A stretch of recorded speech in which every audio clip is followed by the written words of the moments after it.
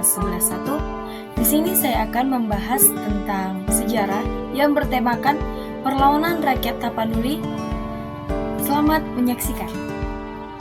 Perang Tapanuli atau juga dikenal dengan Perang Batak merupakan bentuk perlawanan rakyat Tapanuli, Sumatera Utara terhadap pemerintah kolonial Belanda yang berlangsung selama 29 tahun. Perlawanan rakyat Tapanuli terhadap Belanda ini salah satunya dipicu oleh penolakan terhadap penyebaran agama Kristen di wilayah Batak karena dinilai akan menghilangkan kebudayaan dan kepercayaan yang ada di Tapanuli tersebut. Perlawanan rakyat Tapanuli ini terjadi cukup panjang, yakni selama 29 tahun, yang diawali pada tahun 1878 dan berakhir pada tahun 1907. Adapun pemimpin perang saat melawan Belanda adalah raja dari negeri Toba, yakni Sisingamangaraja XII. Dalam sejarahnya, meletusnya perang Tapanuli ini dikarenakan Sisingamangaraja ke-12 menolak adanya upaya penyebaran agama Kristen yang dilakukan oleh misionaris Belanda di wilayah Batak. Hal tersebut dilakukan karena Sisingamangaraja khawatir kepercayaan dan tradisi nismisim rakyat Batak akan terkikis oleh perkembangan agama Kristen. Menanggapi tindakan pengusiran oleh Sisingamangaraja, para misionaris meminta perlindungan dari pemerintah kolonial Belanda.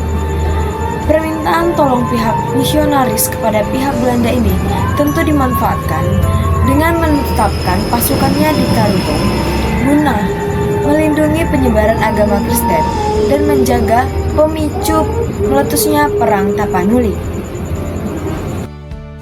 Raja Sisingamangaraja ke-12 memutuskan untuk menyerang kedudukan Belanda di Tarutung. Perang ini berlangsung selama 7 tahun di daerah Tapanuli Utara, seperti di Bahar Batu, Siborong-borong, Balige Laguboti, dan Lumban Julung. Pada tahun 1894, Belanda melancarkan serangan untuk menguasai Bakaran, pusat kedudukan dan pemerintahan kerajaan Batak, dan berhasil ditaklukkan oleh Belanda. Beruntungnya, Sisingamangaraja beserta pasukannya sempat melarikan diri, mesti harus mengungsi dan keluar dari wilayahnya sendiri, yaitu pindah ke daerah Pakpak. Tumbangnya Sisingamangaraja, meski mengalami kekalahan pada perang sebelumnya, semangat Sisingamangaraja dan perlawanan rakyat Tapanuli terus berkobar. Namun, rakyat Tapanuli harus mengalami kepahitan yang sama, yaitu semakin banyak wilayah mereka yang jatuh ke tangan Belanda. Akhirnya, Sisingamangaraja pun meminta bantuan kepada pihak Aceh untuk meningkatkan kemampuan perang mereka, dan pihak Aceh pun bersedia membantu dengan mengirim pasukannya. Dengan bantuan pasukan dari Aceh, Sisingamangaraja beserta pasukannya melanjutkan perlawanan rakyat Tapanuli dengan menyerang Kota Tua. Serangan tersebut belum juga membuahkan hasil manis untuk Tapanuli, di mana pasukan Belanda yang berada di bawah pimpinan J.A. Visser mampu membendung perlawanan rakyat Tapanuli. Tidak berhenti sampai di situ, karena pada tahun 1904, pasukan Belanda di bawah pimpinan Van Daelen dari Aceh Tengah melanjutkan gerakannya ke Tapanuli Utara. Sedangkan di Medan didatangkan pasukan lain. Pada tahun 1907, pasukan Marsos di bawah pimpinan Kapten Hans Christoffel berhasil menangkap Boru Sagala, istri Sisingamangaraja, serta 2 anaknya.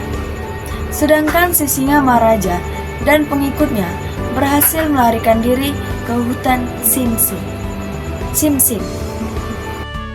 Pihak Sisingamangaraja menolak tawaran untuk menyerah Dan dalam pertempuran tanggal 17 Juni 1907, Sisinga Maharaja ke-12 gugur bersama dengan putrinya Lopian dan 2 orang putranya, Sultan Nagari dan Patuan Anggi. Gugurnya Sisinga Maharaja ke-12 menandai berakhirnya Perang Batak dan menandai kemenangan untuk pihak Belanda yang pada saat itu berada di bawah pimpinan Kapten Christopher. Sekian hasil video pemahaman tentang perlawanan rakyat Tapanuli yang saya pelajari. Terima kasih, mohon maaf jika ada kesalahan kata yang saya ucapkan di dalam video tersebut.